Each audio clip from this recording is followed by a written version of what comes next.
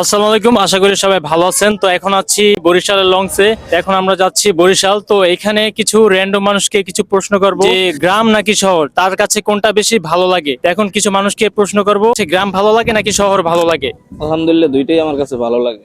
গ্রামের সৌন্দর্যগুলা এগুলো আপনার আবার শহরের থেকে সৌন্দর্যটা হার মানে। শহর ভালো লাগে বলতে আপনার ইনকাম সোর্সের দিক থেকে গ্রাম অঞ্চলে ইনকাম খুব কম। ভাই আপনার কাছে সবচেয়ে কোনটা বেশি ভালো লাগে, গ্রাম নাকি শহর? ভাই আমার কাছে গ্রামই ভালো লাগে। গ্রাম হয়েছে আপনার মনোরম পরিবেশে একটা খুব সুন্দর শান্তি পাওয়া যায়। শহর খোলাহল মানে এই কেমন ভালো লাগে না আমার। খুব ঈদের ভালো ছুটিতে লাগে। গ্রামে যাচ্ছেন, আপনার কেমন লাগতেছে?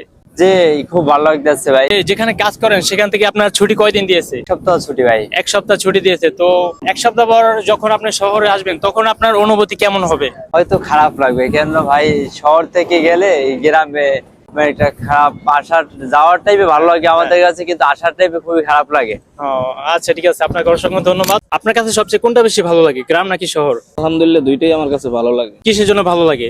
গ্রামের যে সৌন্দর্যগুলা এগুলো আপনার আবার শহরের থেকে গ্রামের সৌন্দর্যটা হার মানে। শহর ভালো লাগে বলতে আপনার ইনকাম সোর্সের দিক থেকে গ্রাম অঞ্চলে ইনকাম খুব কম, যার জন্য আপনার গ্রাম অঞ্চলের থেকে শহরে আপনার থাকলে একটু ইনকামের মানে হারটা একটু বেশি হয়, যার জন্য চলাফেরার জন্য সবার ক্ষেত্রে একটু ফ্যামিলি নিয়ে ভালো থাকা যায়।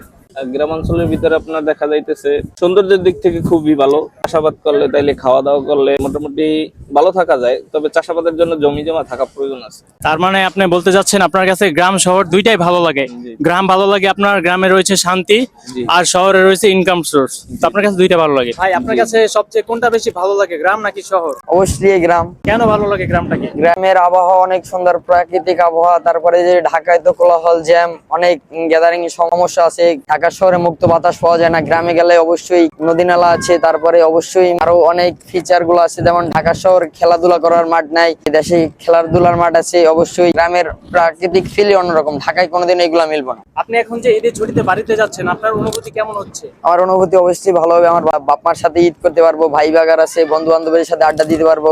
ঈদ বাপ মার সাথে করতে পারবো, অবশ্যই আমার ভালো লাগতেছে অনেক।